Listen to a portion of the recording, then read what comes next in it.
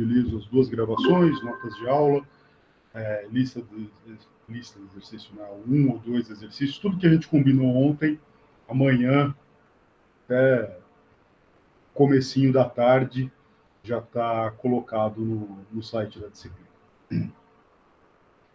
Deixa eu compartilhar a lousa aqui com vocês. Acho que foi. Um primeiro recado. Nesta sexta-feira, excepcionalmente, eu não vou dar o atendimento das 16 às 18, como é o usual. Eu vou fazê-lo apenas das 15 até as 16h30. Que aconteceu um inconveniente, eu vou precisar marcar uma consulta médica, e o único horário que eu consegui nessa semana foi na sexta-feira, às 17 horas. Então, como é aqui do lado de casa, saindo às 16h30, está bem tranquilo. Então, a gente, caso tenha alguma curiosidade, alguma dúvida, alguma coisa para conversar sobre lógica e fundamentos da matemática, nesta sexta-feira vai ser o mesmo link, mas nesse horário um pouquinho mais reduzido e antecipado. Bom? Tudo bem com você, professor? Tá tudo bem. Foi um pequeno inconveniente que aconteceu ontem. Eu vou só fazer o exame para ver se está tudo. Os excelentes motoristas de Brasília ontem me envolvi num pequeno acidente, mas nada sério, só para ter certeza que está tudo bem. Muito bem, ontem a gente começou a falar de teorias de primeira ordem. Né? Vamos recapitular aqui em 10 minutinhos quais são os pontos centrais da nossa discussão de hoje. Nós falamos de teorias compostas de 3 ingredientes básicos, né? E 2 desses ingredientes nós discutimos. O primeiro ingrediente básico de uma teoria de primeira ordem é a linguagem formal dessa teoria de primeira ordem. E essa linguagem formal, ela é composta basicamente dos símbolos da teoria. E aí, esses símbolos se derivam ou se dividem em 2 tipos. Nós temos os símbolos lógicos, que aparecem em todas as teorias de primeira ordem. Esses símbolos lógicos são igualdade, os conectivos, quantificador e os símbolos auxiliares. E nós temos os símbolos não lógicos. Esses aparecem em cada uma das teorias particulares que estamos trabalhando. Por exemplo, se estamos lidando com teoria de conjuntos, o símbolo lógico único, usualmente empregado, é a relação de pertencimento. Qualquer outro símbolo da teoria de conjuntos é definido a partir da relação de pertencimento.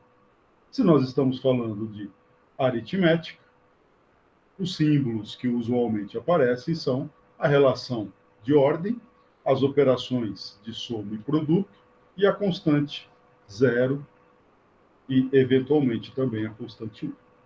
Então, dependendo da teoria que nós temos os símbolos lógicos, os símbolos não lógicos dessa teoria, os símbolos próprios da teoria, e os símbolos lógicos aparecem em toda e qualquer teoria de primeira ordem.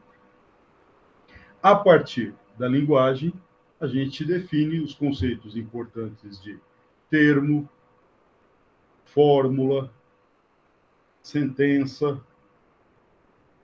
e por aí vai. Ocorrência livre de uma variável. Opa, estava esquecendo, né?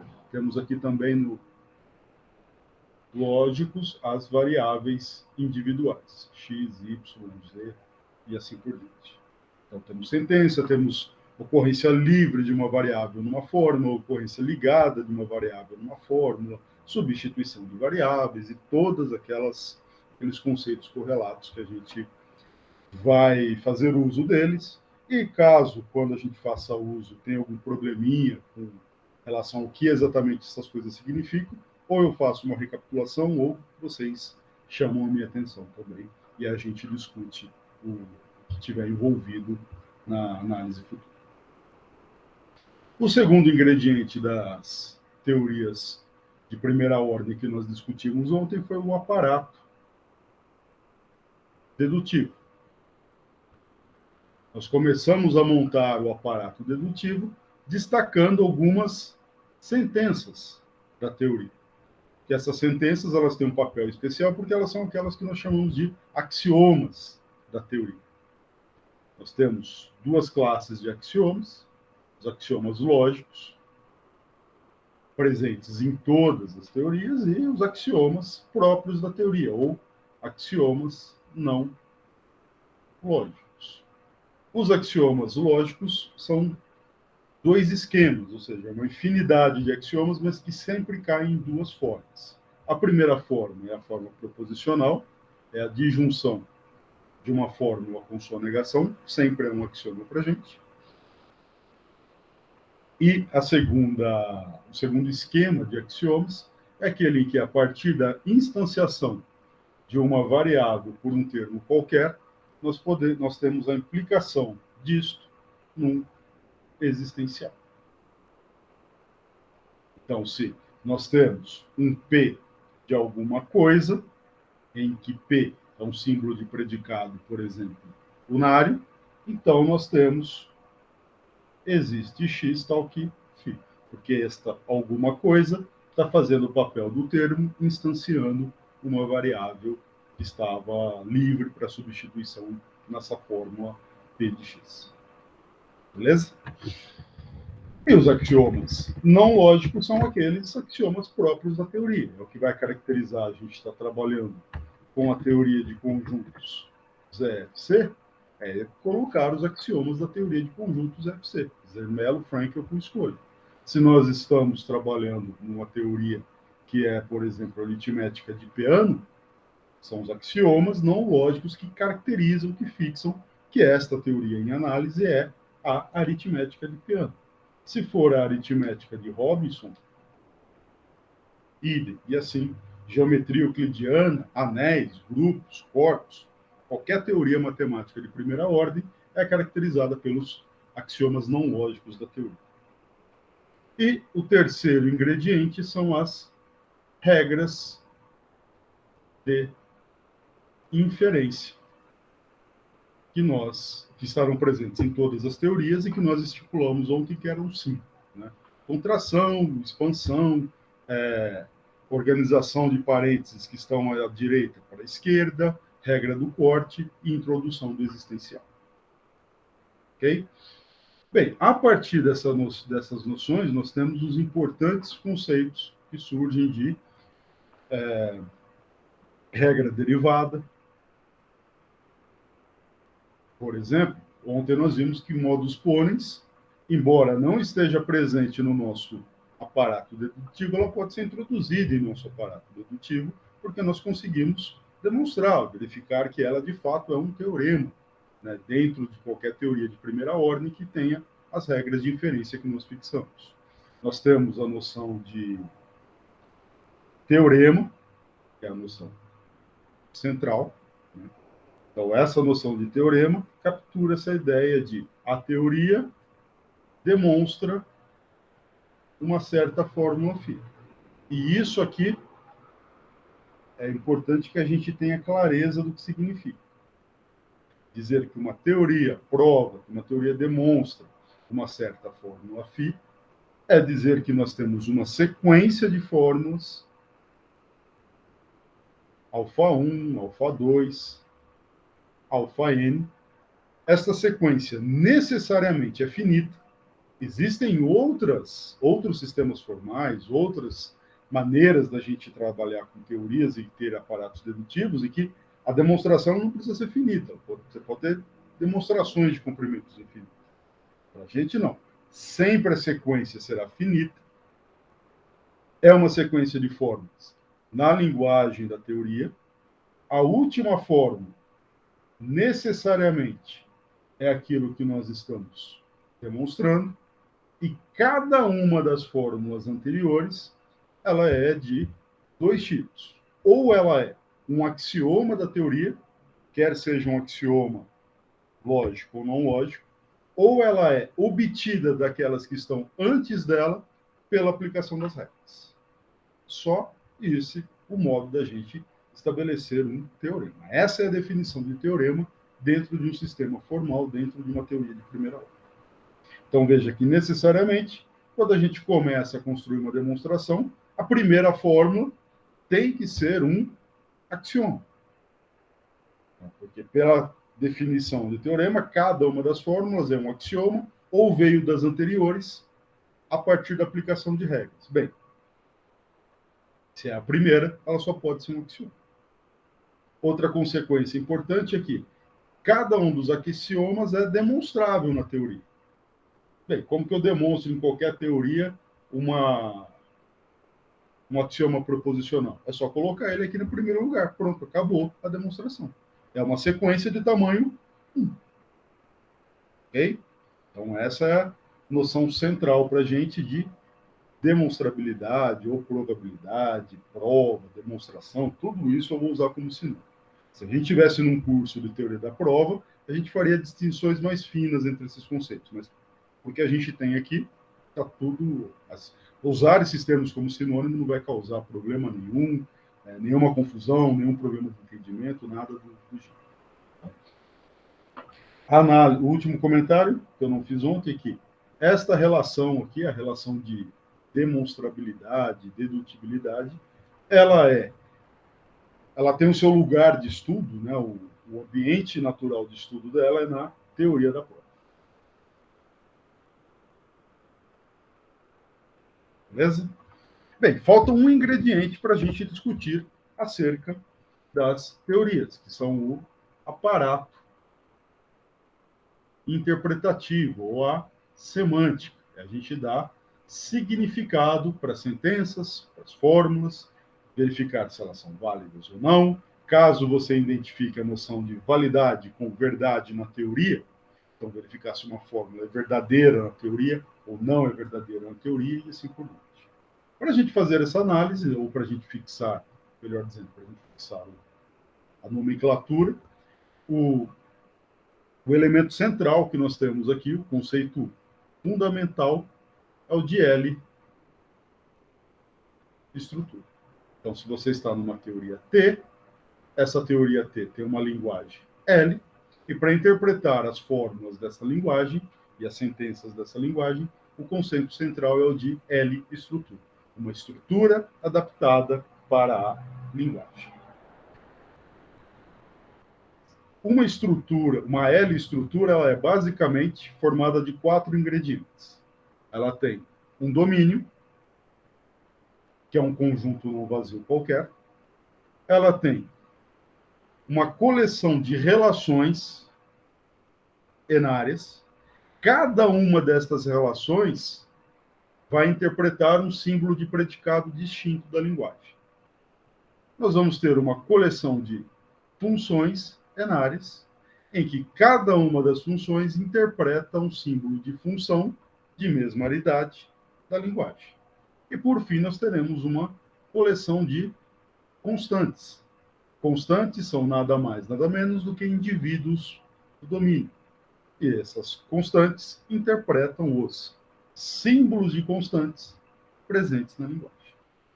Vamos sair dessa noção abstrata e vamos dar uma olhadinha para alguns casos concretos para fixar claramente o que a gente quer dizer com essas coisas. Vamos considerar o seguinte exemplo. Considera que você tem uma linguagem L. Essa linguagem L ela tem 4 ingredientes. Ela tem um símbolo de predicado P. Estou dizendo que esse símbolo de predicado ele é símbolo de predicado binário. Deixa eu organizar melhor.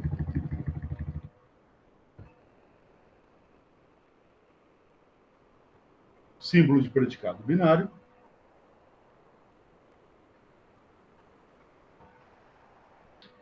Tem nessa linguagem um símbolo de função binária.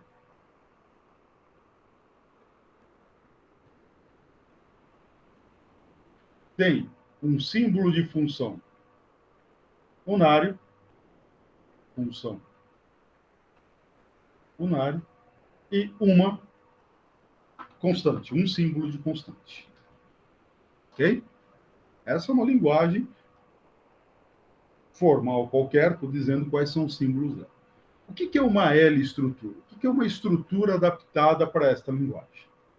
Vai ter que ser um objeto matemático, composto por um domínio não vazio, uma relação nesse domínio que seja binária para interpretar o símbolo de predicado binário, vai precisar de uma função binária para interpretar esse símbolo e vai precisar de uma função unária para interpretar o G e de uma constante para interpretar o C. Ok? Exemplos. Nós poderíamos considerar, por exemplo, uma estrutura A em que o domínio dela são os números naturais. Veja, está satisfeita a condição de ser um conjunto não vazio. O domínio sempre é diferente de vazio. Para o símbolo de predicado binário, a gente poderia considerar a relação de menor ou igual. Então, toda vez que eu viro uma forma do tipo P de XY, eu vou interpretar ele como sendo, olha, o cara do qual o X fala, ele é menor ou igual ao cara do qual o Y fala. Como uma função binária, a gente poderia adotar a soma. Então, toda vez que você vira o termo f, x, y, ele vai ser interpretado como é x mais y. Por uma função unária, a gente poderia considerar, por exemplo, a função sucessor. Então, g de x, nessa nossa estrutura, é interpretada como x mais 1, próximo depois de x. E a constante é um indivíduo do domínio, o zero é um elemento do domínio, pode ser, por exemplo, o zero. Okay? Esta é uma estrutura adaptada para essa linguagem. Por quê? Porque essa estrutura tem relações, funções e constantes apropriadas para cada um dos símbolos presentes na linguagem. Ah, formalmente, como que a gente faz isso? Formalmente, a gente atribui um par, estabelece uma função de interpretação que para cada símbolo da linguagem faz corresponder um elemento apropriado dentro da estrutura, mas para os nossos propósitos aqui na nossa disciplina, a gente não vai precisar disso. Basta que a gente tenha sempre em mente que, olha, dá para fazer a interpretação dos termos da linguagem tomando termos apropriados da estrutura. Um outro exemplo de L-estrutura para esta mesma linguagem. Bem, se você trocar o domínio, já muda a estrutura. Se você simplesmente colocar Z e manter o restante todos... na verdade, colocar o restante todos do mesmo modo, está perfeito. Ok? Mas você pode também trocar. Ora, agora, quando você escreve PXY, você não está mais falando da relação x menor ou igual a y, mas sim da relação x maior ou igual a y em z. Nós mudamos tanto o domínio de interpretação como a interpretação do símbolo da linguagem. A operação não precisa ser soma, poderia ser produto. A função unária não precisa ser o sucessor, pode ser, sei lá, a função unária vezes 2, pega o dobro. Para cada x, você toma o dobro dele. Então, g de x, quando interpretado em A, está dizendo, é o cara que está depois do x, é o sucessor. G de x, quando interpretado em B, está dizendo o dobro de x. A função é outra. E a constante pode ser qualquer uma. Você poderia pegar a constante menos 1000. É um número inteiro. Qualquer número inteiro serve como interpretação da constante para a gente fixar ela em estrutura. Um último exemplo, né? Poderia tomar os reais. A relação. A relação pode ser a relação de equivalência. Módulo 3, módulo 7, módulo qualquer coisa. Qualquer relação binária entre números reais pode ser utilizada para fixar a interpretação do símbolo do predicado. A função pode ser a soma. A outra função pode ser somar π. Então, como que eu interpretaria g de x em c? é x vezes π, por exemplo. Essa é uma função que, para cada número natural, multiplica ele por π. E, ou melhor, soma π. Né? Poderia ser também, multiplica por π, subtrai π, o que você quiser, desde que seja uma função unária. E constante zero, constante número de Euler, por aí vai. Tem uma pegadinha aqui. Do jeito que eu coloquei essa estrutura, do jeito que ela está definida aqui, ela não é uma L-estrutura. Ela não é uma estrutura adaptada para essa linguagem. Por que ela não é? Porque, veja, tem uma constante na linguagem e aqui eu estou destacando duas constantes. Mas é claro que se você tiver uma estrutura desse modo, é muito fácil torná-lo uma L-estrutura. O que você faz? Pega os símbolos que estão a mais e simplesmente apaga eles. Ou apaga o E, ou apaga o A. Esse processo de apagar, né, apagar um dos elementos, é o que a gente chama de tomar o reduto. E essa noção a gente vai usar algumas vezes. Fala assim, ó, eu tenho uma estrutura muito grande, uma estrutura que fala de fixa relações, funções e predicados para mais coisas do que eu tenho na linguagem. Então, para fazer o acoplamento direitinho, para fazer a coisa compatibilizar direitinho, eu vou lá e tomo o reduto da estrutura para a linguagem que nós temos.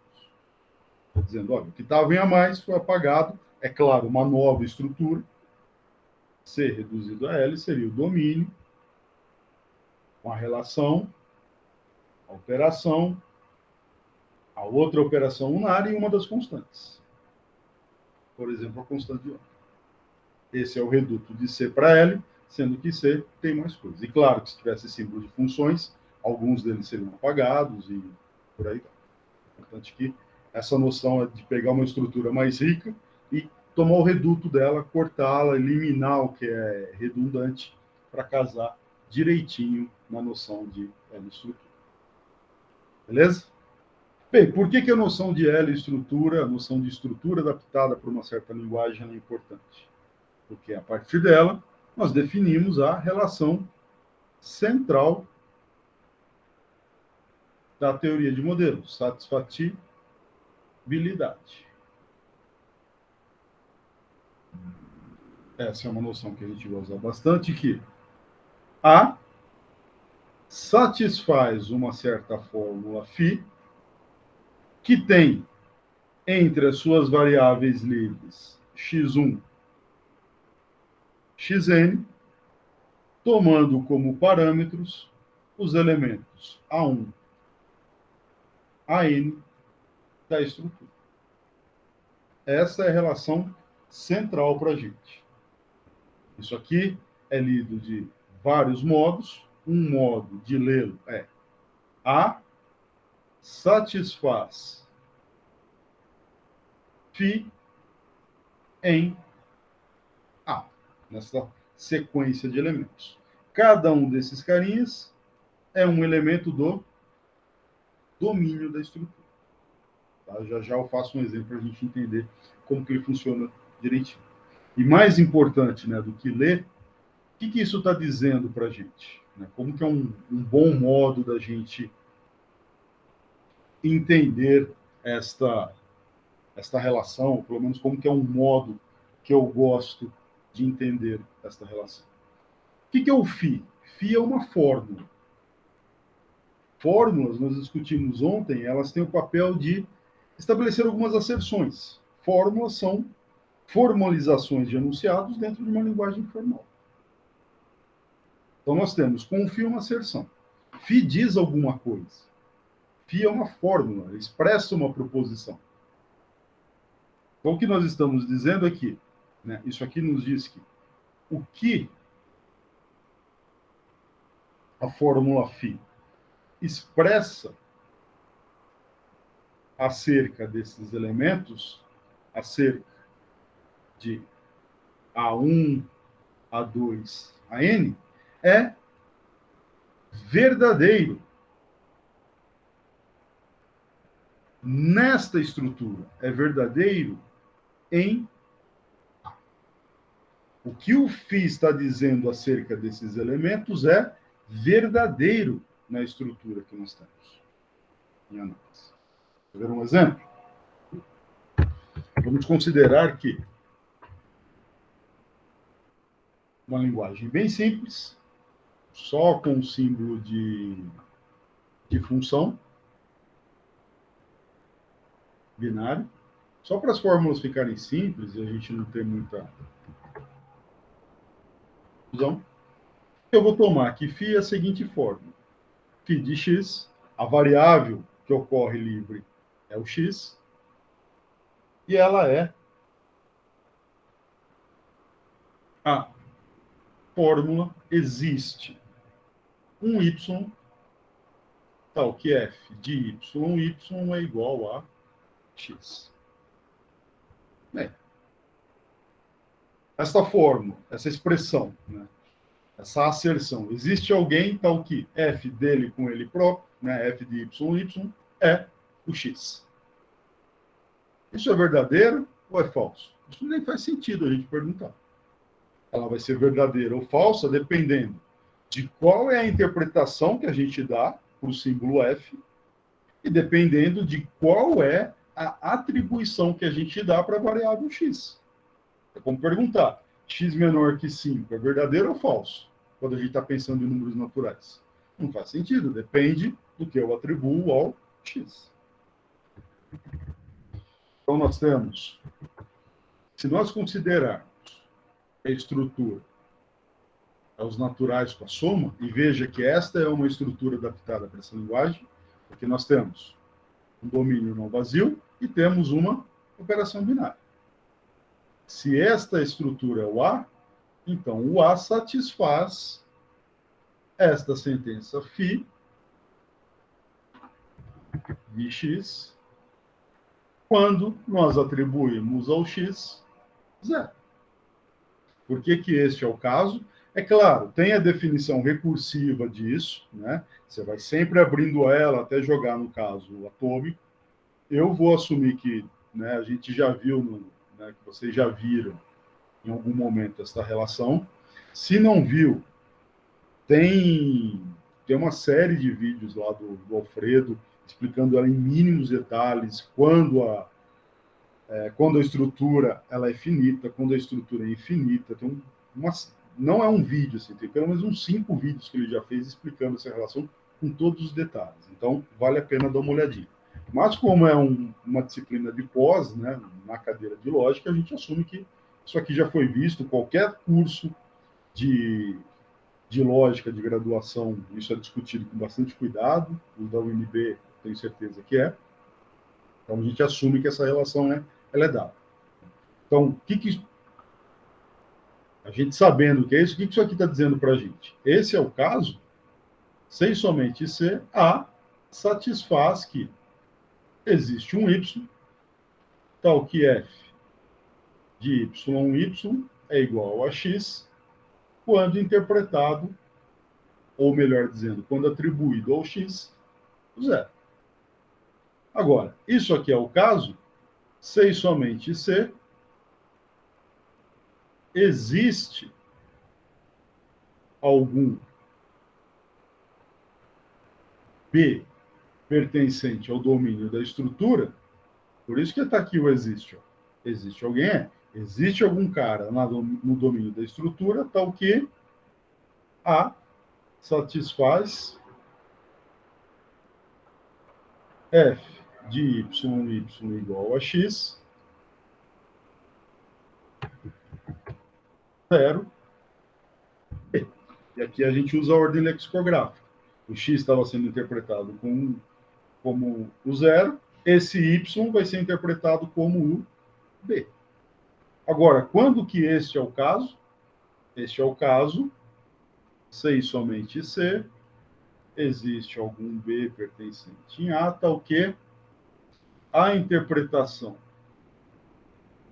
disso aqui,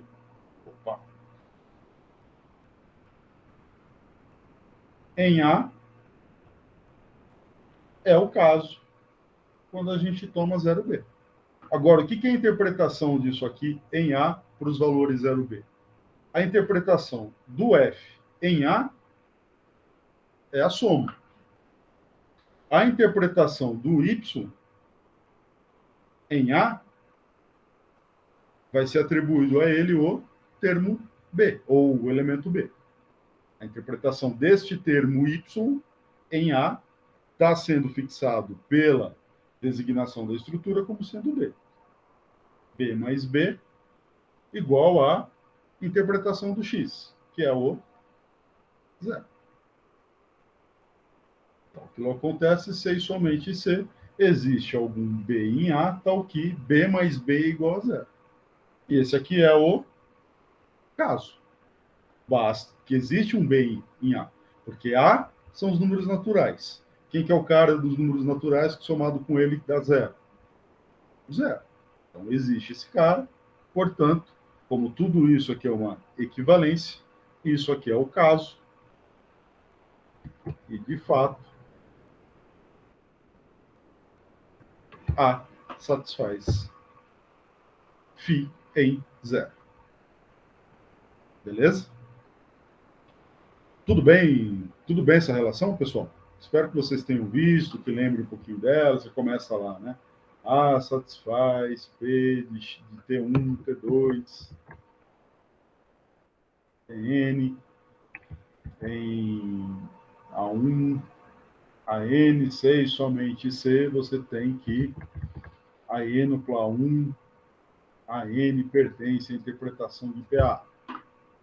Aí vai lá, A satisfaz a negação de φ, C e somente C, não é o caso que A satisfaz φ. E vai para todas as causas recursivas. Satisfaz uma disjunção, se satisfaz uma das disjuntas, satisfaz um existencial, se tem alguém no domínio, tal que você quebra o existencial e traz para o caso.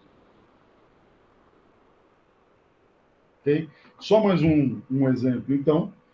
Observe que se a gente considerar a mesma estrutura, mas trocar a atribuição do X, a gente já passa a ter algo falso. Ou algo que não é o caso, melhor dizendo. Por quê? A satisfaz φ em 1, C e somente C. A é modelo de existe X, tal que é, em 1. Isso, C e somente C, existe algum B em A, tal que 1B. Isto, C e somente C, F de X de Y igual a X interpretado em A, para 1B. C e somente C, existe algum cara em N, tal que B mais B dá 1. Bem, não tem um cara tal que B mais B dá 1 nessa estrutura. Então, o que o φ diz a respeito do 1 não é o caso, não é verdadeiro na estrutura N com a soma. Por quê? O que o φ está dizendo a respeito do 1 é esse cara é o dobro de alguém. Isso é falso em N. Quando nós dizíamos para o zero, o que a φ dizia acerca do zero na estrutura N com soma era existe alguém que o zero, ou melhor dizendo, o zero é o dobro de alguém. O que ela dizia é verdade, o zero é o dobro de zero. Se você mantém 1 e troca a estrutura para o domínio Q, aí agora passa a ser o caso. Por quê? O que a fórmula φ está dizendo é que existe alguém, ou melhor, que a φ está dizendo é tem o 1 é o dobro de alguém no domínio de A. O 1 é o dobro de alguém no domínio de A, que são os racionais. 1 é o dobro de algum racional. Bem, isso é verdadeiro. 1 é o dobro de meio. Ok? E é claro que se a gente não tiver variável livre, se nós tivermos uma sentença, aí nós não precisamos olhar para o parâmetro. A gente escreve simplesmente A satisfaz φ, quando φ é uma sentença. E aí a interpretação fica a mesma. O que φ expressa é verdadeiro ou não na estrutura A, conforme a relação de satisfatibilidade, seja o caso ou não, na estrutura A. Tudo bem? Esse é o último conceito assim, de pré-requisito que a gente precisa. Daqui para frente, tudo vai ser novo, tudo a gente vai estabelecer com um certo cuidado e vamos discutindo em detalhes. Então, esse é mais ou menos o plano de fundo. E assim como a relação de satisfatibilidade, ou perdão, a relação de dedutibilidade é inerente à teoria da prova, o ambiente de estudo desta relação é a teoria de modelos.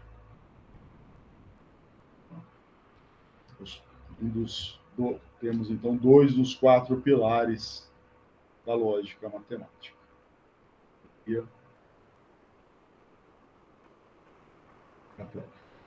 Teoria de modelos, teoria da prova, teoria da recursão, computabilidade e teoria de conjuntos. São os 4 pilares da lógica matemática contemporânea. Um jeito também que a gente lê isso aqui com bastante frequência é A é um modelo de... Então, dizer que A é modelo de uma certa sentença é dizer A satisfaz essa sentença. Quais parâmetros? Não, a gente não precisa de parâmetros. Só precisa dos parâmetros quando nós temos variáveis livres. Em sentenças não tem variável livre, então a gente não precisa fixar nenhum elemento, nenhum indivíduo para interpretar as variáveis. De boa? Beleza. Então vamos lá. Então, deixa eu só fixar aqui 3, 4 nomezinhos que a gente vai usar. O que é uma teoria de primeira ordem? Bem, a gente viu que ela tem 3 ingredientes, mas a gente vai fixar que uma teoria de primeira ordem é um sistema formal de primeira ordem.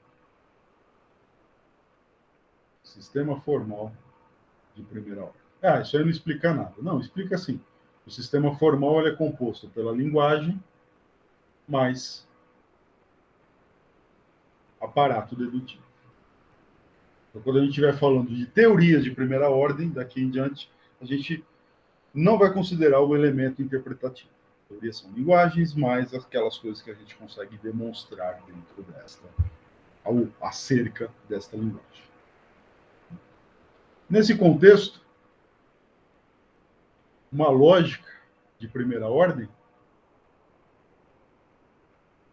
é uma teoria de primeira ordem que não tem axiomas não lógicos.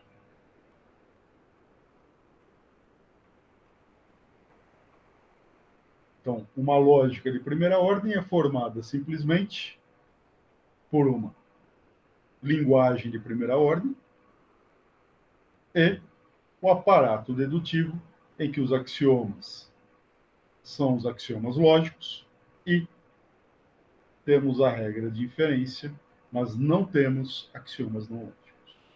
Então, nosso contexto, uma lógica de primeira ordem é também um sistema formal. Uma noção importante é π é consequência lógica de psi. Nós vamos expressar isso do seguinte modo. Psi força semanticamente π. O que isso quer dizer? Todo modelo, quando todo modelo de psi é modelo de... Então, a noção de consequência lógica aqui está sendo uma relação semântica. Isso pode ser escrito de maneira abreviada. Se alguém é modelo de psi, então esta mesma estrutura é modelo de φ.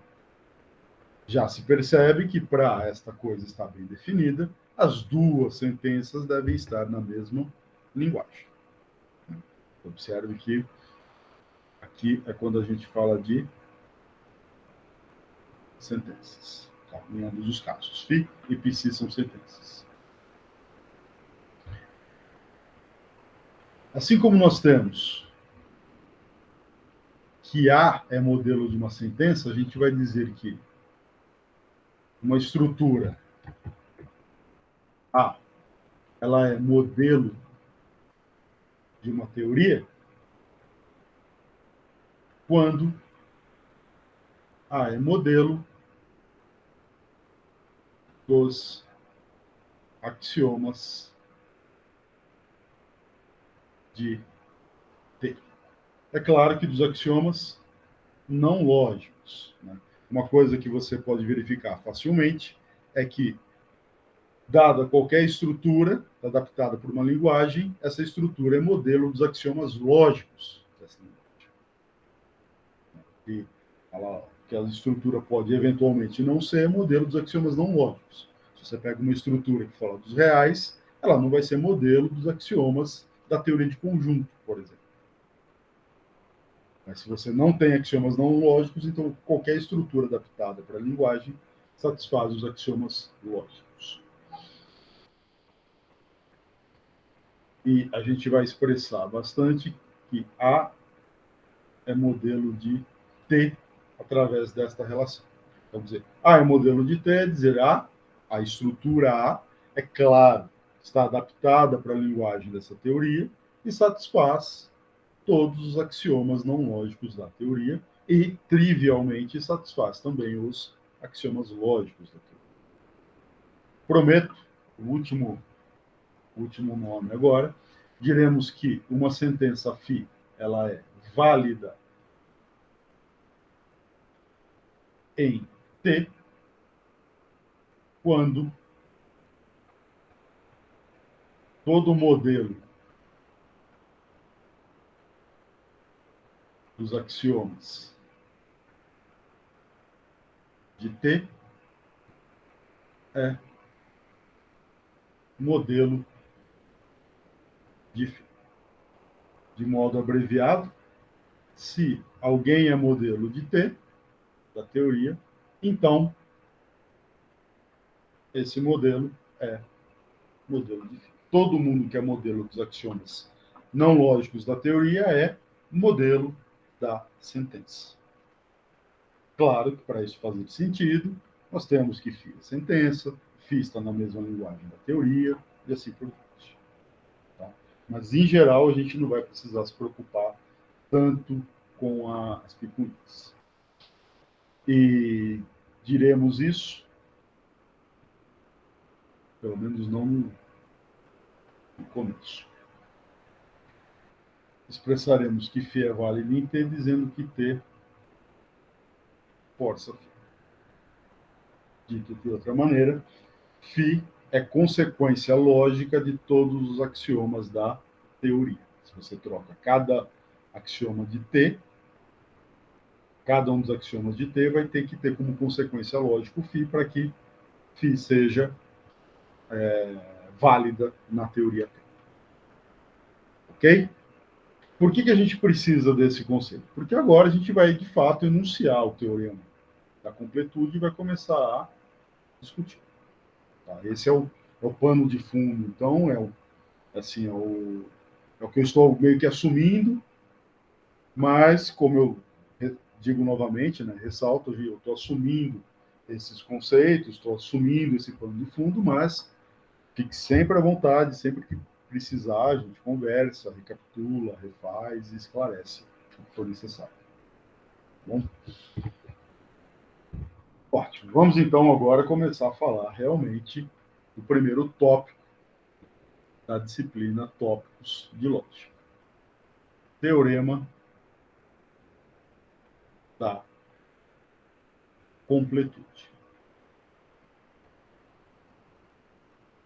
Até onde eu sei, a primeira vez que foi estabelecido que se precisava provar um teorema, né, de completude é no livro Princípios de Lógica Matemática, do Hilbert e Ackermann.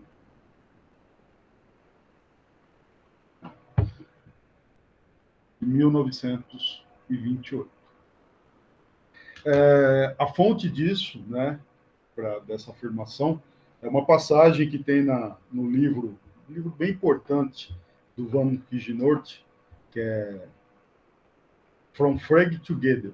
Ele faz um apanhado dos principais resultados ali de 1800 e alguma coisinha até 1931, contemplando desde o trabalho inicial de Frege em lógica de primeira ordem, quando se estabelece, né, contemporaneamente ou modernamente a lógica, os sistemas lógicos, até os trabalhos de completude do Gödel em 1931. Então ele reproduz os artigos originais ou trechos dos artigos originais nessa obra, traduzidos para o inglês, muita coisa até o momento só aparecia em alemão e em francês.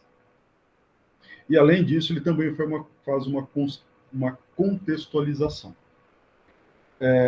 Vou colocar aqui para vocês um trechinho, né, onde ele apresenta Kijnoort. Deixa eu dar um... Não está aparecendo, por quê?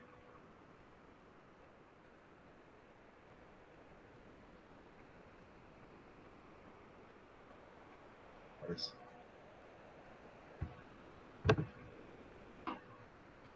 O trecho relevante aqui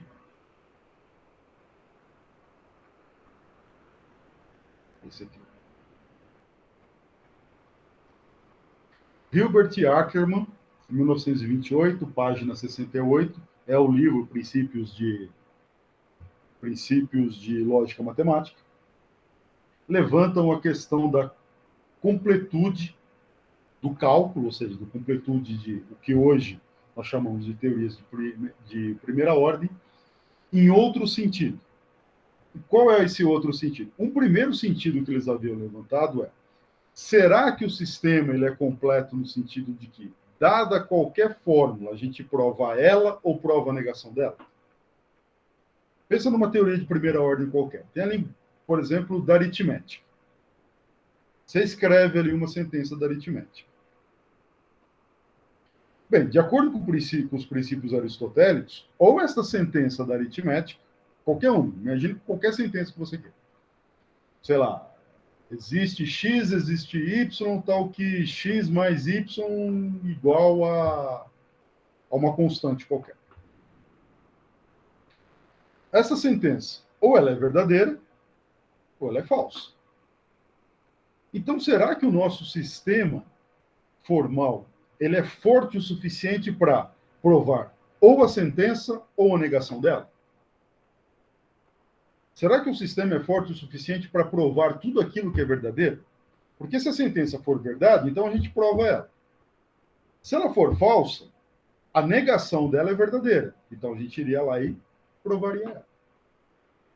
Bem, eles mostram que nesse sentido, o cálculo, né, a teoria de primeira ordem, não é completa. Existem sentenças que você não consegue mostrar que elas não são teoremas. Okay? O cálculo, a teoria de primeira ordem que eles trabalhavam era uma teoria bastante robusta. Então, tem coisas lá indecididas. Ela é incompleta nesse sentido. Tem coisas que a gente não prova, nem ela, nem a negação. Mas ele se pergunta em outro sentido. Será que não é, então, completa no sentido mais fraco? Se o sistema de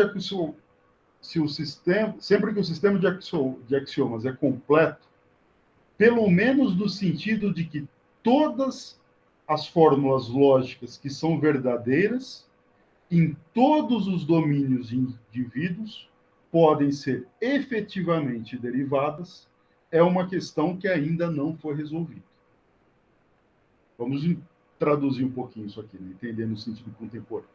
Se um sistema de axiomas é completo, ou seja, se uma teoria de primeira ordem é completa, pelo menos no sentido, né, no sentido de que aquelas que são verdadeiras em todo o domínio de indivíduos, ou seja, que são verdadeiras, que são válidas em todo o domínio de indivíduos, em todas as estruturas.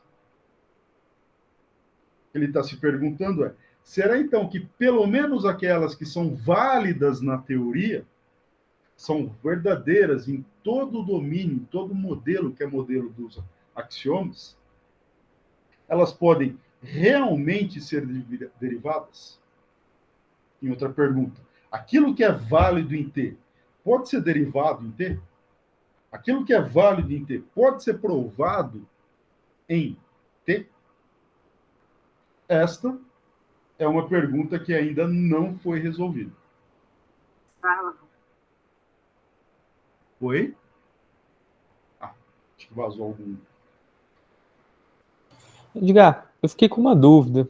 Diga lá. A impressão que me passou foi que ele estava perguntando sobre a parte lógica, né? Ele está querendo saber, porque se é verdadeiro em todos os domínios de indivíduo, ele está perguntando se tudo que é teorema puramente lógico é decidível, né?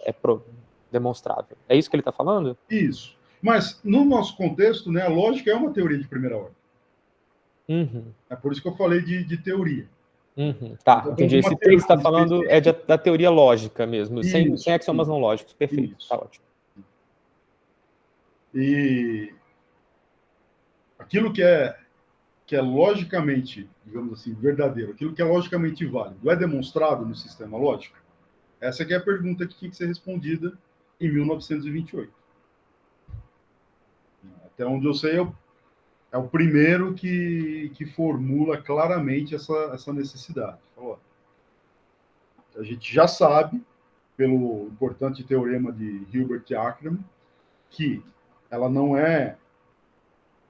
Você não consegue mostrar tudo aquilo que é válido e tudo aquilo que a negação é válido. Mas será então que não dá para a gente mostrar esse resultado mais fraco? O resultado que tudo aquilo que é válido na lógica é demonstrado dentro do aparato lógico? O Gödel responde essa pergunta em 1929. Na dissertação dele, ele mostra o teorema da completude e mostra que esta questão que um ano antes não estava resolvida tem uma resposta.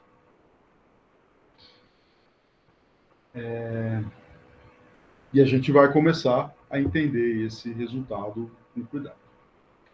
Eu não consegui localizar no livro de 1928, porque ele não tem tradução para o inglês, eu também não achei nas internet da vida. O que tem tradução depois é uma reformulação que eles fazem do livro 10 anos depois, em 1938, e aí eles incorporam, né, o Hilbert incorpora os avanços da última década, colocando inclusive a demonstração do Gödel, colocando sérios avanços, importantes avanços que teve na última década e respondendo questões no livro que então estavam em aberto. E aí esse é fácil de achar.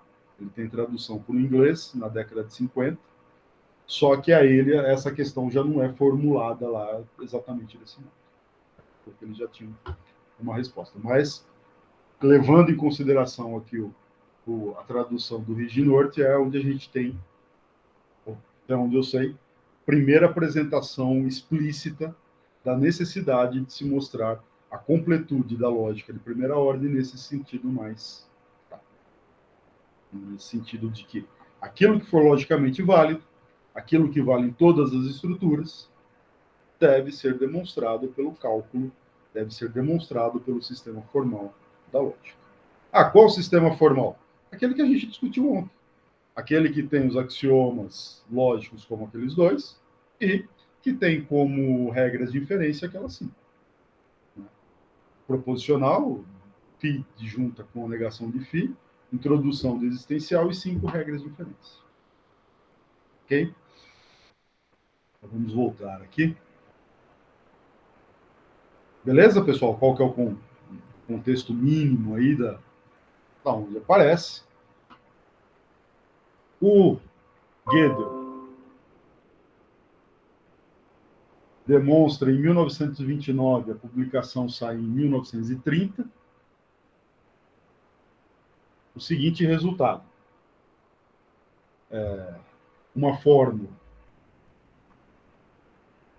φ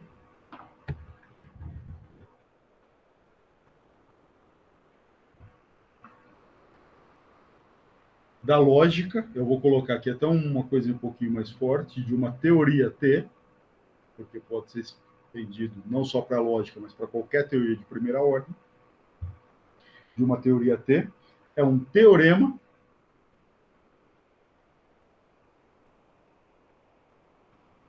de T, C e somente C, φ é válida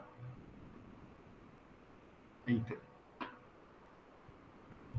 Então, nós temos que algo é um teorema, C e somente C é válido. Se em vez de uma teoria qualquer nós trabalharmos apenas com a lógica, uma sentença ela é o caso em todo o domínio de indivíduos, C e somente C ela é demonstrada pelo cálculo lógico de primeira ordem. Uma sentença ela é válida em toda a estrutura de primeira ordem adaptada para aquela linguagem, C e somente C ela é demonstrada na lógica de primeira ordem. A gente vai provar esse resultado? Não exatamente. Porque o teorema de Gödel, na sua formulação original, para fazer a demonstração, ele usa muitos elementos específicos da teoria. Então, nós teríamos que olhar exatamente, para acompanhar a prova de Gödel original, teríamos que olhar para o princípio matemática, para aquele cálculo e provar o resultado para aquele sistema formal específico. O que nós faremos é outra demonstração. Nós faremos a demonstração oriunda do Henke de 1950. Ela é mais geral e, além disso, ela tem muitas consequências, ou melhor dizendo, a estratégia dela pode ser utilizada para provar a completude de muitos outros sistemas lógicos. As ideias que aparecem na prova do Henke, depois elas são usadas à exaustão quando se inventa um sisteminha lógico que envolva quantificadores para provar a completude daquele sistema lógico. Então, para quem vai desenvolver uma tese, um trabalho ou estudar lógica no contexto contemporâneo, é muito mais importante e interessante a demonstração de Henke. Além de ser mais fácil também. Ela vai valer para toda a teoria, a gente não vai precisar olhar para a teoria específica. Ela é uma prova mais geral, sem ter que entrar nos meandros do cálculo que nós estaremos provando a completude. A única parte que a gente vai ter que mexer é com a parte lógica. Os axiomas que a gente vai ter que, em geral, trabalhar são os axiomas lógicos de junção e introdução do existencial. O que o Henke mostrou em 1950, uma prova clássica, é que uma teoria T é consistente, C e somente C, T tem modelo. Dizer que uma teoria é consistente é dizer que essa teoria é livre de contradições. Dizer que T é consistente é afirmar que de T você não deriva φ não φ. De modo mais geral, dizer que T é consistente é dizer que tem alguma sentença que não é demonstrável. Dizer que T é inconsistente, todas as sentenças são demonstráveis. O sistema é trivializado quando ele é inconsistente.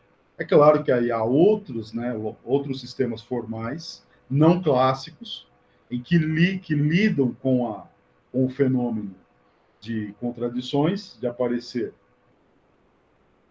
sentenças φ e não φ, sem necessariamente ter a trivialização do sistema. As lógicas para consistente, por exemplo, vão nessa direção. Não é o que a gente vai lidar aqui. Apareceu uma contradição, o sistema é inconsistente, nós temos a trivialização do sistema, tudo é demonstrado. Ok? Então, teorema de Gödel está fazendo uma identificação. Veja, φ é um teorema, se e somente se, φ é válida nesse sistema. Validade e derivabilidade são colapsadas. Rankin está nos dizendo que algo é consistente, eu vou usar essa notação com bastante frequência, se e somente se existe algum A, tal que A é modelo de. Nós vamos fazer a prova de Rankin, mas antes vamos verificar que estes enunciados são equivalentes. Vamos verificar que, de fato, o enunciado da completude como realizado por Gödel é equivalente ao enunciado da completude como realizado pelo Rankin. Um fato, um resultado, um lema, chame do que você quiser, é que os enunciados são equivalentes. Um implica o outro e o outro implica um. Como que a gente mostra isso? A gente pode começar a argumentar em favor da equivalência desses enunciados. Bem, você tem aqui duas equivalências. Então, o que a gente precisa, uma estratégia é você, por exemplo, supor uma das equivalências, supor a hipótese da segunda e verificar que isso aqui é um caso. Depois,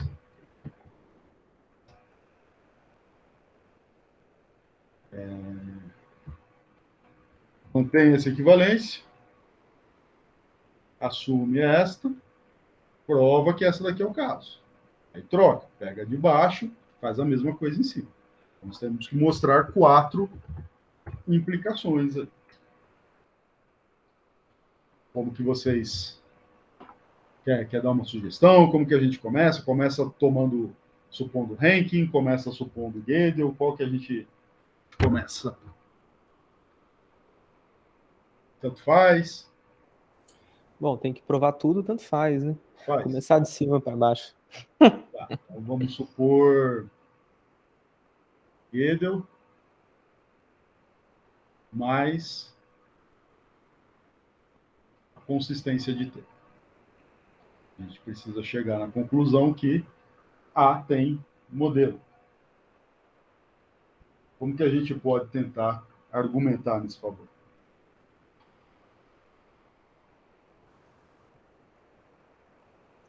A gente pode tentar usar que a consistência é o mesmo que dizer que T não prova algum φ.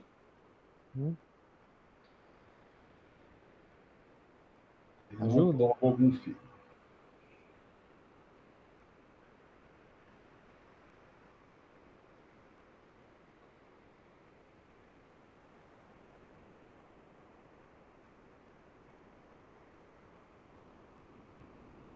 Uhum. Se T então, não prova algum φ... T prova a negação de φ. Não, por quê? Não, desculpa, já estou usando. Né? Tá. Eita. Se você disser que T prova a negação de φ, você está dizendo que ela é completa, naquele sentido até mais forte. Exato, O que dá para a gente dizer aqui é que T não, que φ não é válido em T, porque Perfeito. essa equivalência aqui vale, como hipótese. Uhum. Se você nega uma, tem que negar a outra para manter a equivalência. Uhum.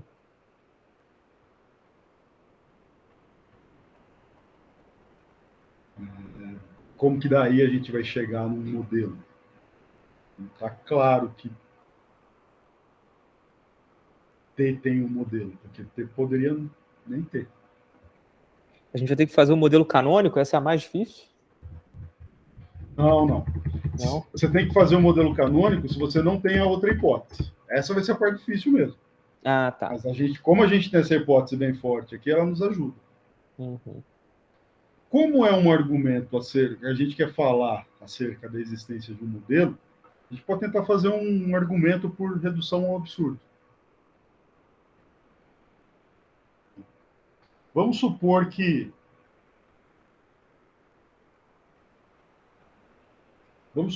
a negação, né? Vamos Uhum. supor que não existe redução ao absurdo. Suponha que não existe um A tal que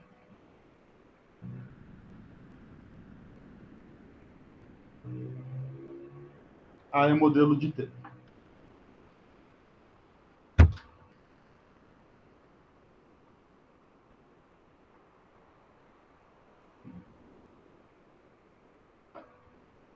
Bem, isso é absurdo. Por que é absurdo?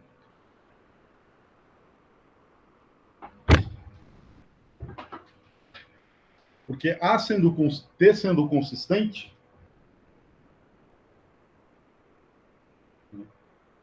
você pode argumentar assim.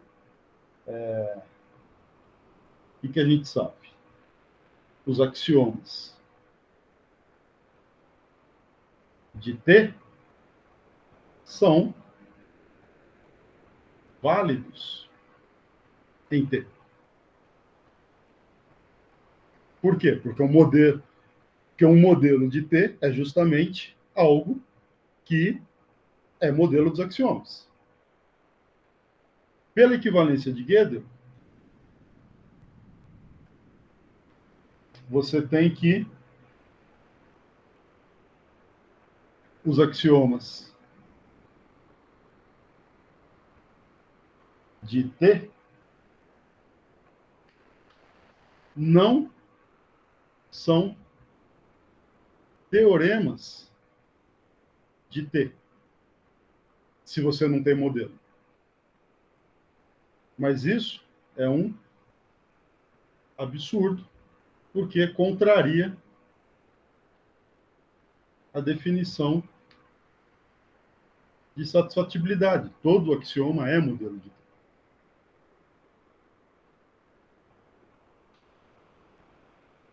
Se você supõe que não tem um modelo,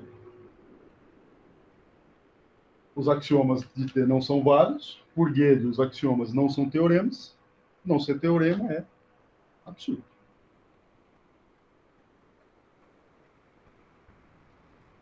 Tá?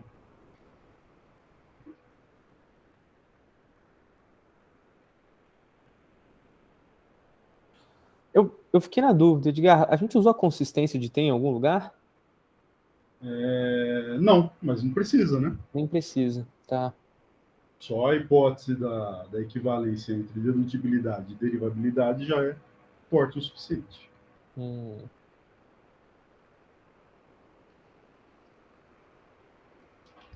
Pensar no próximo. O legal. próximo é um pouquinho mais chato. Vamos usar Gödel.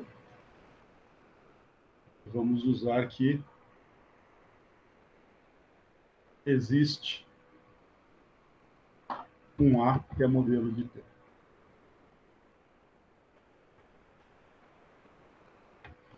Novamente por redução ao absurdo.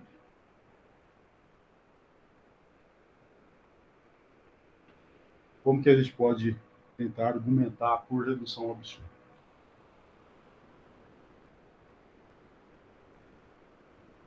O que a gente quer mostrar é que T é consistente. Por redução ao absurdo, suponha que T é inconsistente.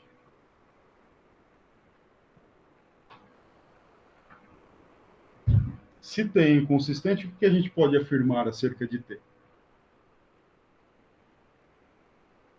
T prova tudo. T prova tudo. Em particular, T prova uma contradição. Certo? Só que se T prova a contradição, pela hipótese que nós temos, que é a formulação de Gödel, então, essa contradição é válida em T.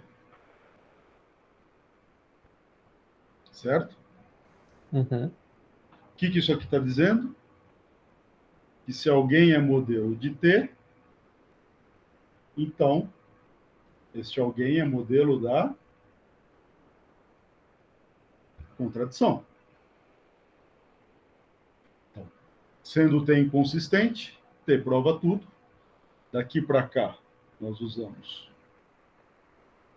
Gödel. Daqui para cá, é simplesmente a reescrita. Bem, por hipótese,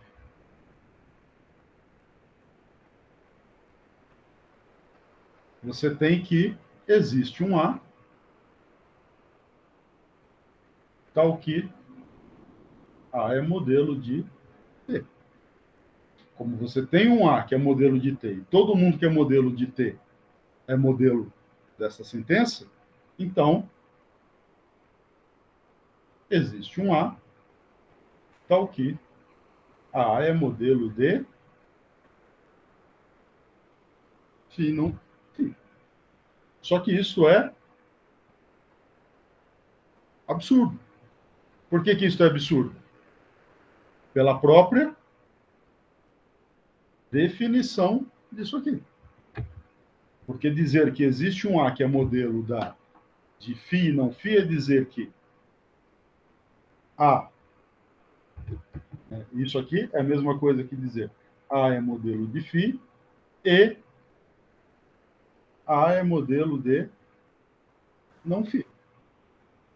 E aí, pela definição da relação de satisfatibilidade, A é modelo de φ e não é o caso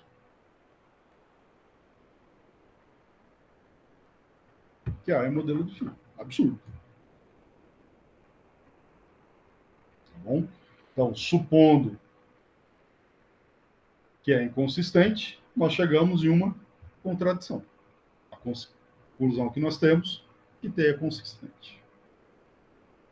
Beleza? Pessoal, qualquer lacuna aí, por gentileza, tá? Vamos. Pode falar, pode comentar, pode fazer diferente. Vou deixar aqui, porque caso depois no final queira voltar, se eu apagar, eu não consigo voltar depois. Para as coisas aqui.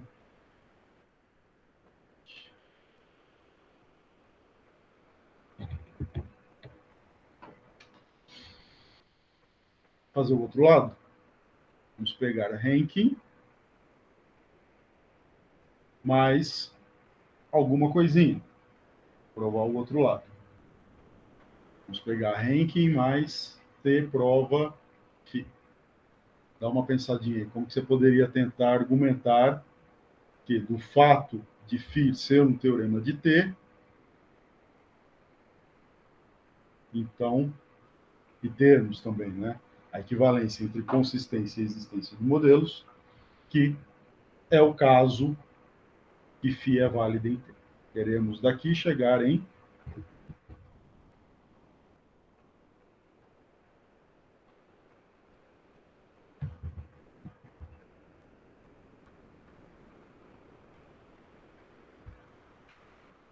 que tem um truquezinho para a gente utilizar. Resultado bastante importante, que diz o seguinte: se T prova φ, então se você acrescentar a negação de φ entre os axiomas de T, você teria uma inconsistência. É razoável isso, né? Eu denoto assim, ó. T está provando φ. Então, se eu pegar T e colocar, é só um jeito de escrever, está falando de escrever assim, ó, axiomas de T unido com não φ, um jeito bem abreviado de escrever isso é fazer o seguinte. Ó. T com não φ é inconsistente. Por que é inconsistente? T está provando φ. Se eu colocar mais alguma coisa, então continua provando, é só não usar essa nova coisa na hora de construir a sequência de fórmulas. E além disso, T com essa outra coisa, prova não φ. Por quê? Porque ela foi incorporada como um dos axiomas. Então, claramente, T com não φ é inconsistente. O que a gente pode concluir, então, a partir de T com não φ ser inconsistente? Não existe modelo. Não existe modelo. Não existe A, tal que A seja modelo de T com não φ.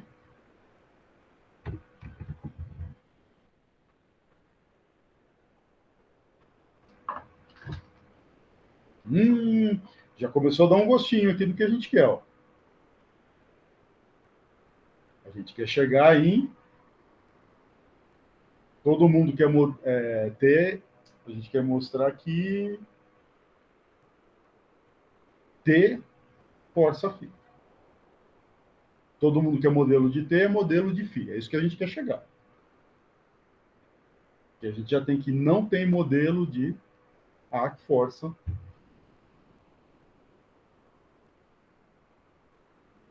Tem um jeitinho esperto aqui da gente escrever que vai ficar um pulo para isso daqui. O que a gente quer é isso. Escrever isso é escrever que todo mundo que é modelo de T é modelo de φ.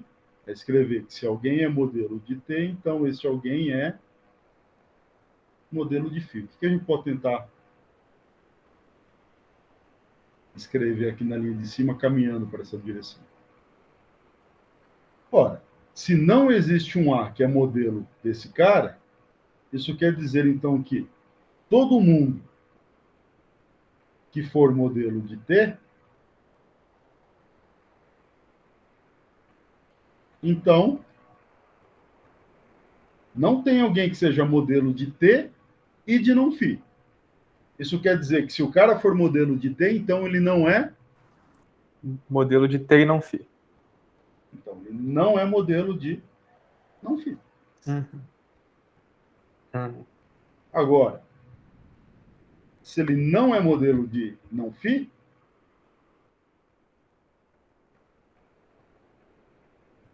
então, pela completude semântica, não, a relação de satisfatibilidade não valer para não φ, é porque ela vale para não φ.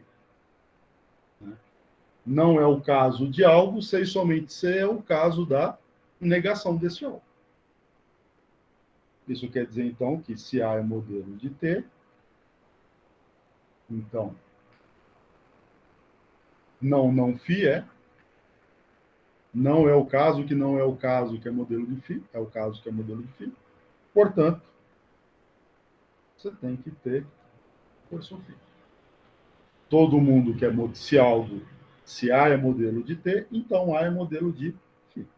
Isso é justamente dizer o que a gente quer. Φ é válida em T.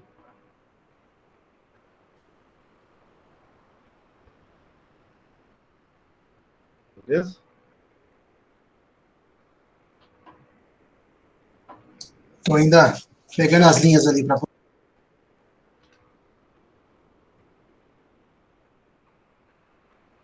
Diga.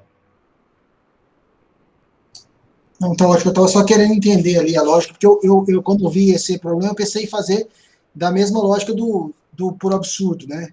Imaginar que não fosse e tentar mostrar que não também não, os axiomas não. A contrapositiva, Pode né? tentar fazer daquele modo também, né? Se φ não é válida em T, então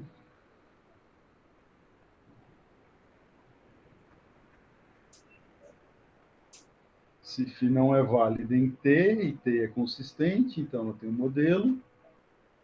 Tem alguém que seria modelo de φ. Todo mundo. Dá para fazer também, dá para organizar. Essa daqui sai mais direto. Dá para organizar.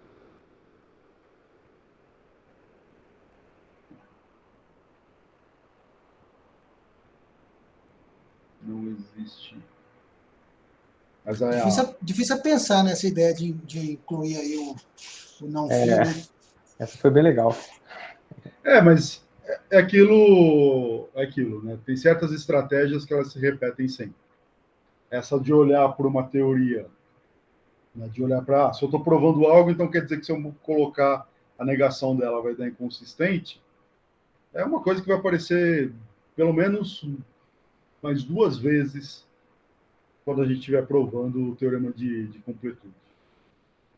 2 vezes eu não lembro, mas pelo menos uma vez a gente vai usar isso. É uma estratégia muito repetida. Você fala assim, como que eu tenho que algo, sabendo que algo é demonstrado em T, bem, se T for inconsistente, já acabou. Mas se T for consistente, como é a nossa hipótese, aí você tem que ir colocando a negação, fica inconsistente. Fazer o último caso. Vou apagar aqui mesmo.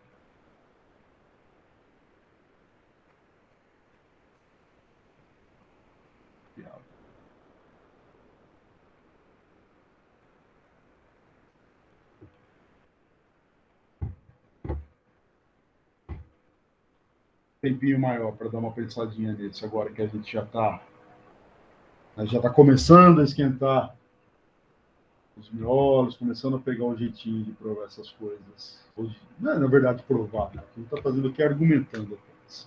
Estabelecer alguns argumentos. Como que a partir de ranking, mais o fato de φ ser válido em T, nós inferimos que φ é demonstrável em T.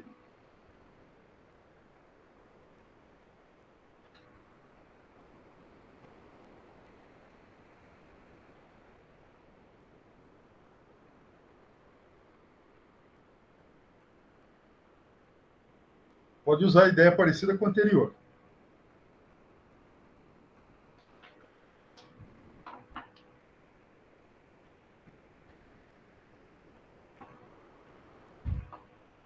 Pode dar sugestão também, pessoal. Não tem. A gente pega, explora a sugestão, não precisa ter medo de. Então, indo pela mesma estratégia de antes, a gente sabe que não existe que nenhum modelo que T não força φ ou não φ e não φ.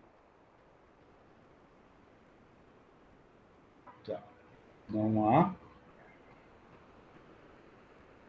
T, tal que T força.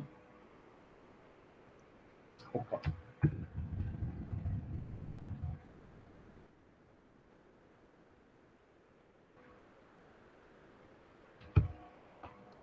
Usando ranking, a gente sabe... não, mas... Na verdade...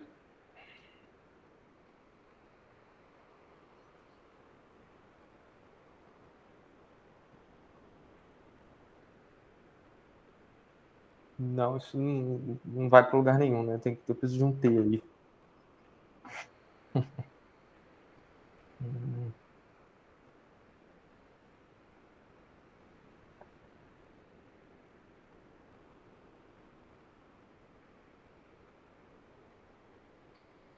Uma dica, um resultado importante.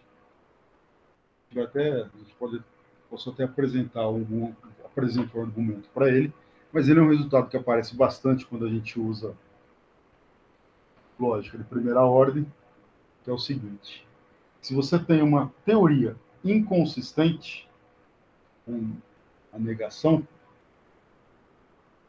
se T com não φ é inconsistente, então T prova φ. Usa esse fato aqui na hora de tentar montar um argumento. Pois é, nisso que eu estava pensando. Eu estava querendo usar a negação de ranking, né? Fala que inconsistente implica que não existe modelo de T. mas eu preciso de um T inconsistente nesse caso. Seria o T mais não φ. Mas não, eu tenho que começar do outro lado, né? Eu tô repetindo a prova de antes. Mas isso você tem, isso que você quer, Gustavo. Eu tenho? Sim, se você tem isso aqui, ó, então você tem que é inconsistente. T com não φ. Porque todo mundo que é modelo de T será modelo de φ. Consequentemente, não há ninguém que seja modelo de T e de não φ. Tá. Porque algo, falar assim, falar que A é modelo de T com não φ, isso aqui é dizer que A é modelo de T e A é modelo de não φ. Concorda? Só que isso não acontece. Por que isso não acontece? Porque você tem que A e T força φ, por hipótese. Então A é modelo de φ, entendi. Então você pode dizer, não existe esse A com essas condições, e aí por ranking, como não existe esse cara, então essa daqui é inconsistente. Se existisse um A que satisfizesse isso, você teria que esta teoria é consistente, mas não há um A que satisfaça isso. Por que não há um A que satisfaz isso? Porque, por hipótese, nós temos que ter um modelo de fio.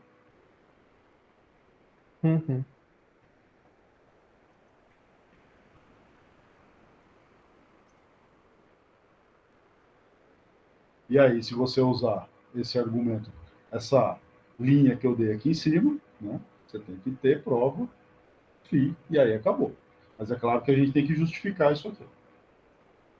Porque que do fato de colocar não φ como axioma em T, e essa teoria ser inconsistente, nós concluímos que T prova φ.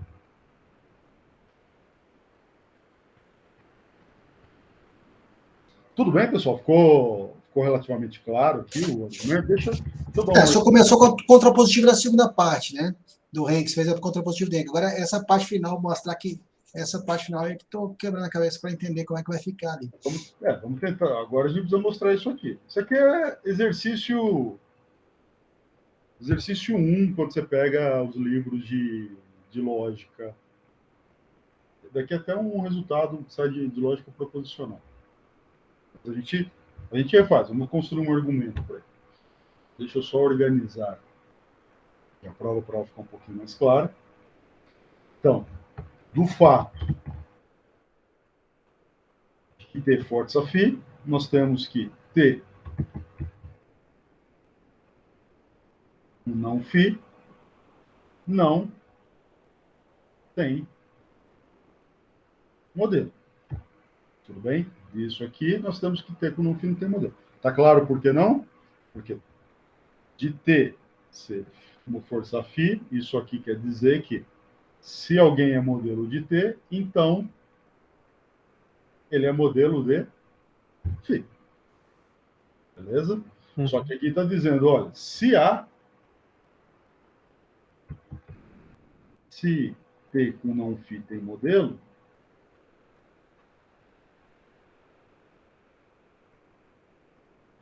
existe um B, tal que B é modelo de T e B é modelo de não φ. Porque isso aqui está justamente dizendo, olha, é um jeito econômico de falar. Colocamos não φ como um dos axiomas de T. Bem, se essa teoria tem modelo, então todos os axiomas de T têm modelo, mais o não φ. Não, mas não pode ser, porque todo mundo que é modelo de T é modelo de φ.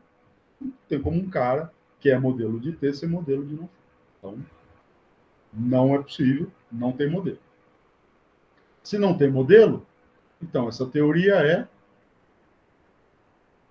inconsistente.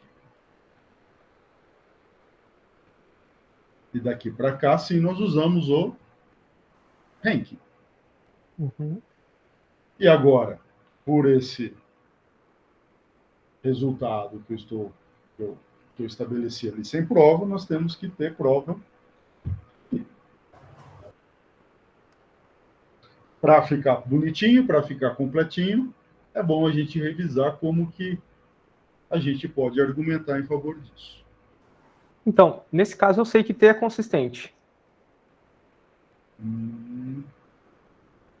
Ou não tenho? Cadê? Para eu provar esse passo final. Eu sei que T é consistente, porque se eu souber que T é consistente, eu vejo funcionando. Mas se T já for inconsistente, não quer dizer nada, né? É isso que eu estou achando confuso. Não, você está dizendo daqui para cá? Isso, exato. Não, daqui para cá, Gustavo, eu estou usando esse resultado aqui, ó. Isso, eu estou falando para fazer essa passagem, para usar esse resultado. A gente vai fazer separado? Sim, vamos fazer separado. Ah, tá. Então, tá bom. Então, até agora. Okay. Fazer separado.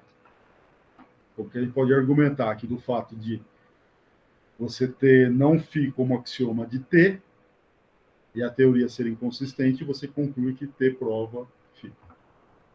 Vamos fazer separado. Vamos fazer aqui. A gente quer mostrar o seguinte. Inconsistente T com não φ implica que T prova φ.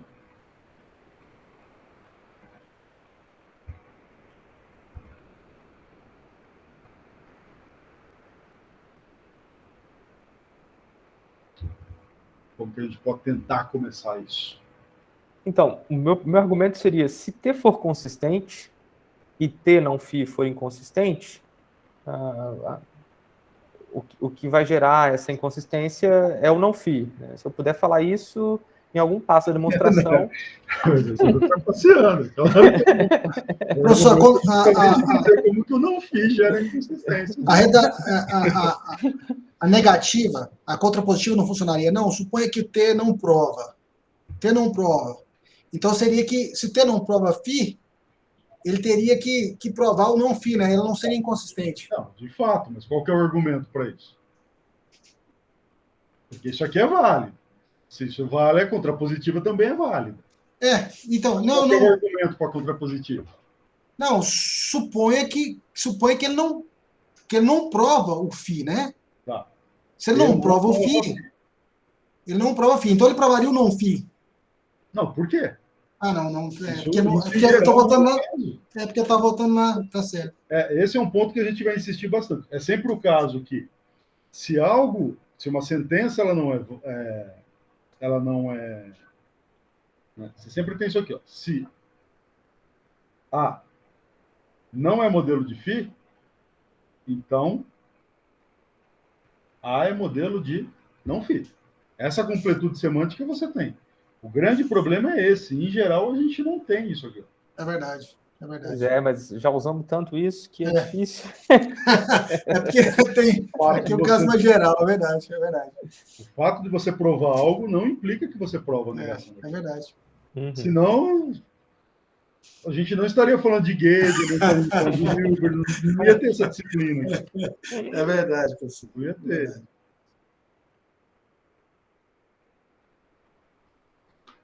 Ó, já que a gente quer mostrar algo, né, a gente quer mostrar que T prova algo, vamos pegar um aspecto bom de ter uma teoria inconsistente.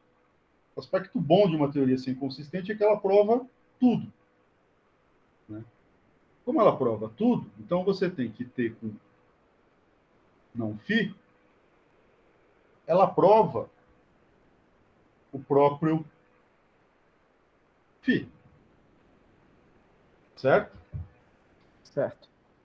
E se T com não φ prova φ, aí esse aqui é o ponto. T,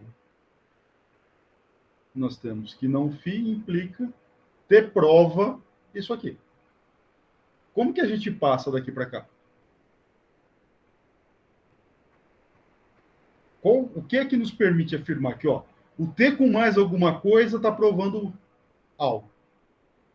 Então, o T sozinho prova a implicação. Porque o não φ não é utilizado na demonstração do φ, né? Não, pode ser utilizado. Ele está lá como um dos axiomas. Não φ não poderia provar φ, se não fosse inconsistência. Não, a inconsistência, a gente assume ela aqui, ó. Sim. Né? Você tem que, do fato de ser inconsistente, prova tudo. Então, prova em particular φ. Agora, minha pergunta é, quem é que nos garante que, do fato de eu aceitar o não φ como uma hipótese na demonstração do φ, eu posso afirmar que o T sozinho prova a implicação? Esse aqui é o famoso teorema da dedução. É como, usualmente, né, o teorema da dedução, ele é a contrapartida formal, em teoria de primeira ordem, do raciocínio matemático que usualmente é feito. Se você quer mostrar, por exemplo, que uma coisa implica em outra, o que você usualmente faz? Você assume essa coisa e conclui aquela outra, não é? Essa é a contraparte formal do teorema da dedução. Quando você assume algo, você pode tirar ele das suas hipóteses, da teoria, hipótese como axioma, e colocar ele como hipótese de uma implicação.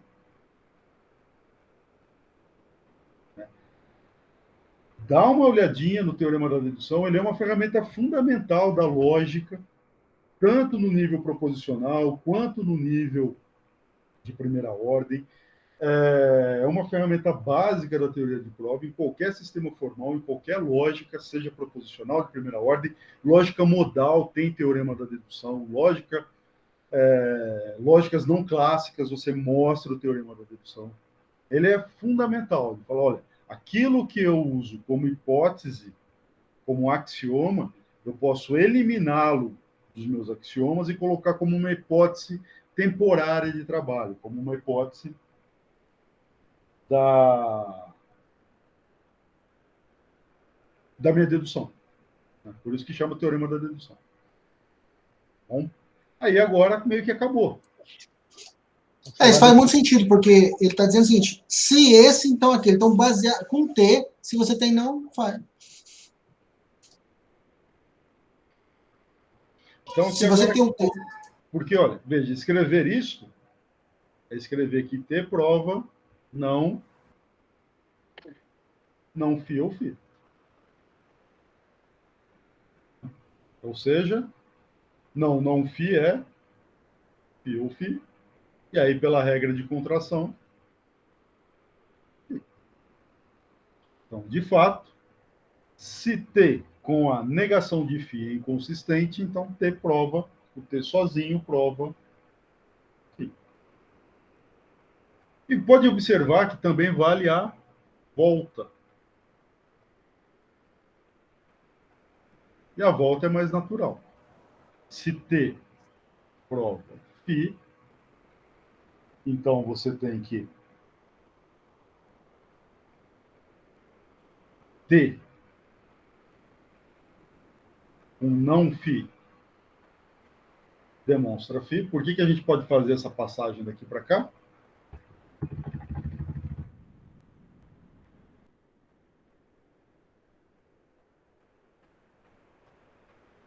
Por que da linha de cima a gente pode chegar na de baixo? A dedução é a mesma, né? Quer dizer, T prova φ tem uma sequência de fórmulas que só usa axiomas de T, axiomas lógicos e regra de inferência. Bem, se eu coloquei mais axiomas, a mesma sequência continua sendo uma demonstração. Eu simplesmente não uso esse cara. Não é porque eu tenho o axioma que eu tenho que usá-lo. Isso é chamado de monotonicidade também. Se você deriva algo, ao colocar mais hipóteses, ao ter mais premissas, você continua derivando o que você derivava antes.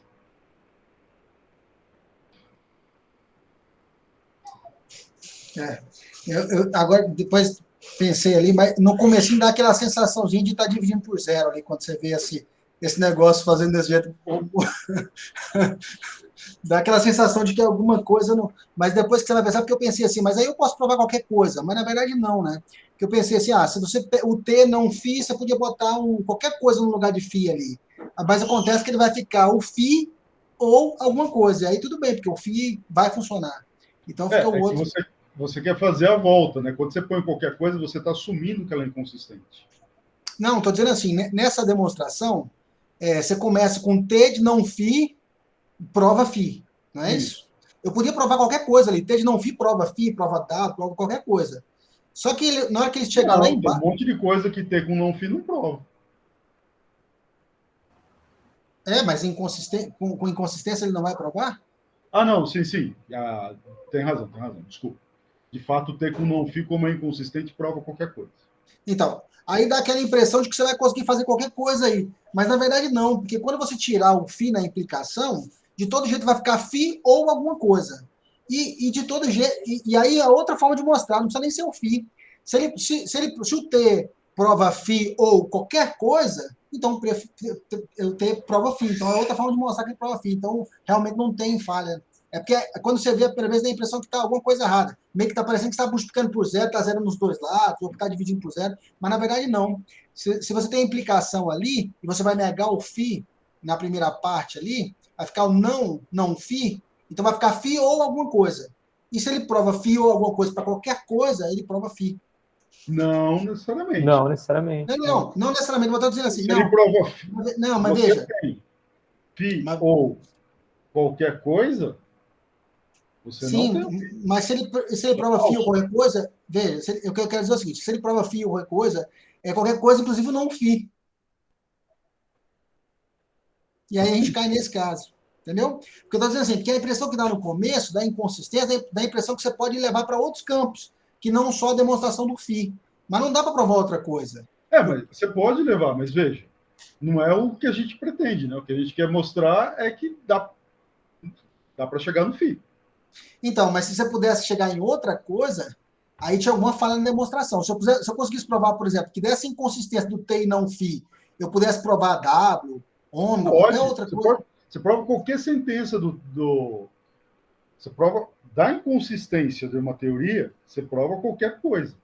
O ponto é que a gente quer mostrar é que da inconsistência, você prova a negação do não φ. Sim. É que eu não fui claro. Eu não estou dizendo a primeira parte. Não estou falando da inconsistência. Estou falando que quando eu tiro a inconsistência e viro só T, quando eu tiro o não φ de lá por implicação e fica não T, eu vou ter T prova. Não φ implica qualquer coisa. Isso. Certo?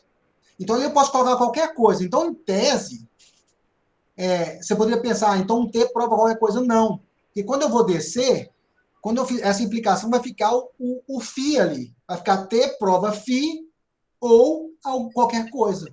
E ali eu não consigo fazer nada com qualquer coisa, a não ser no caso do não φ. T com não φ prova qualquer coisa. Isso. Então, pelo teorema da dedução, T prova que não φ implica qualquer coisa. Isso.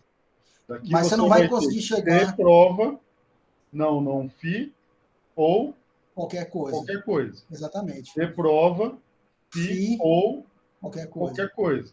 Isso. T prova φ, essa última passagem aqui não vale. Exatamente. Ela só vai ter sentido que esta coisa já seja desde o começo ou não φ. Exatamente. Os outros não vão... Exatamente. Porque quando você vê quando eu comecei a ver aquela dedução, eu pensei que ela fosse abrir para várias coisas, mas não, ela fica bem fechadinha. Porque ela só vai funcionar aí quando você tiver o φ. Porque qualquer outra coisa ela não vai funcionar. Em geral é bom, né? Quando você quer chegar, sabe onde quer chegar, você não colocar coisas novas. É bom fazer o contrário. Se você não conseguir chegar direito, aí você põe coisas novas. Não, mas esse negócio de introduzir isso aí é só porque o senhor deu a dica, porque pensar nisso aí... O segredo aqui, né?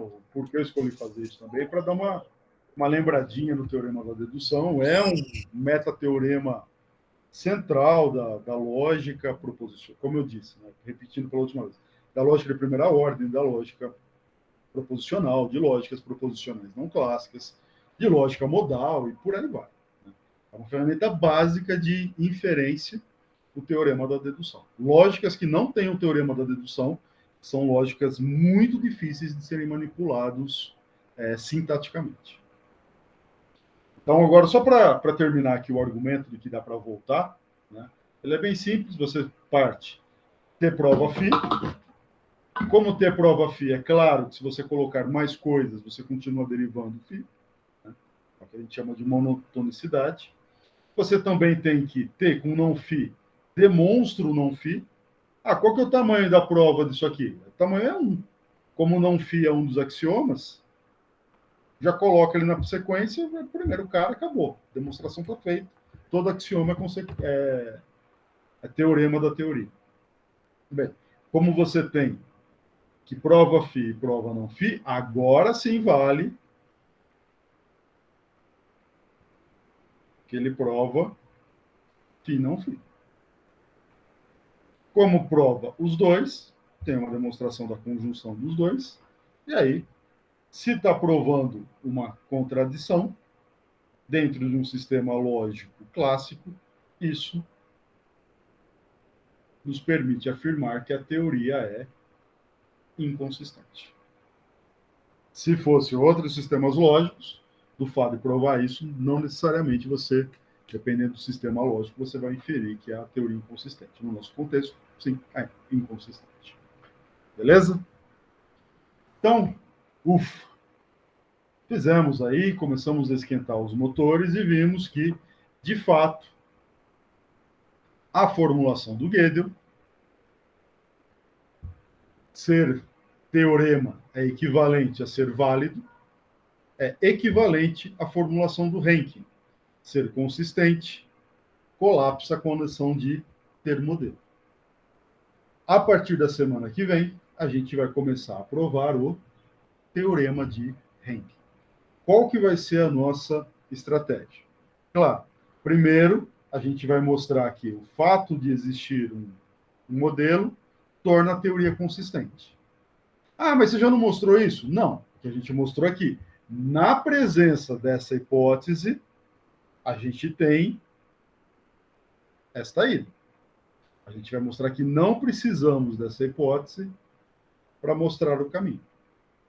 Ok? Para mostrar a volta. Essa vai ser a parte fácil.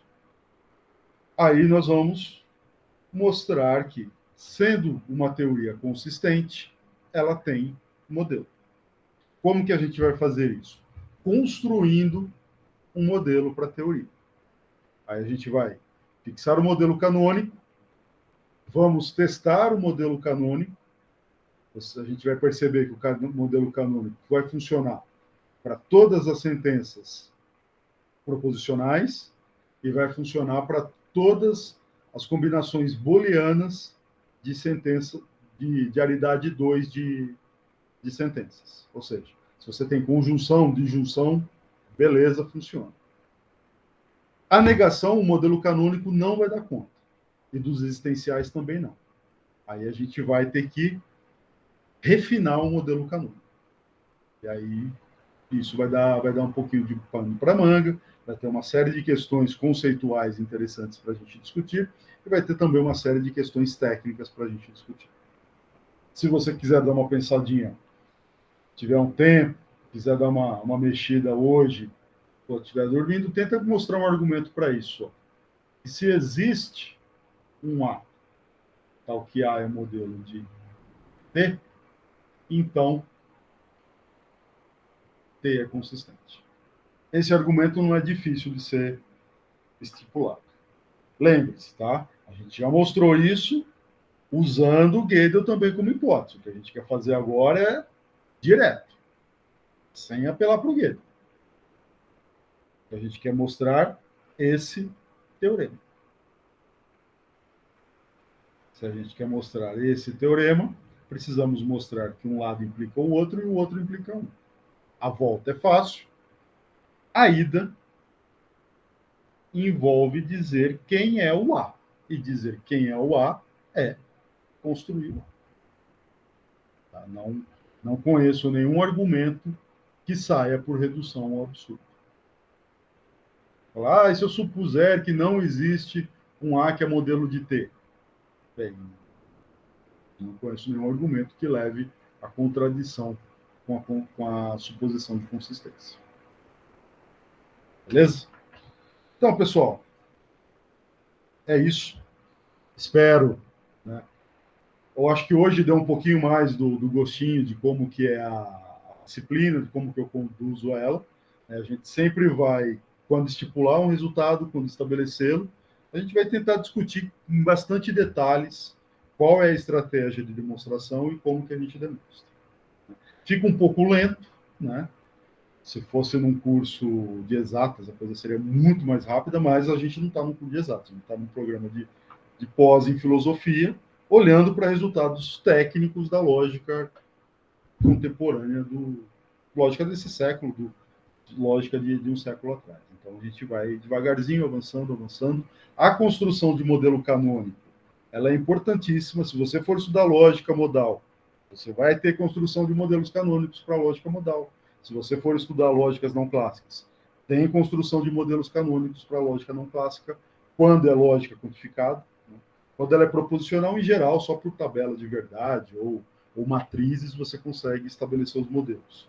Por proposicional, não. Você tem que construir um modelo canônico mesmo. E a estratégia básica é essa que a gente vai discutir a partir da segunda-feira. Beleza?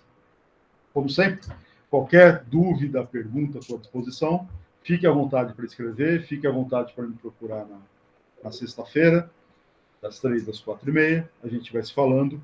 Boa semana para todo mundo e até a próxima. Valeu, professor. Valeu, pessoal. Até semana que vem. Tchau, Até. tchau. Abraço. Valeu. Até mais, obrigado. Valeu, Menck.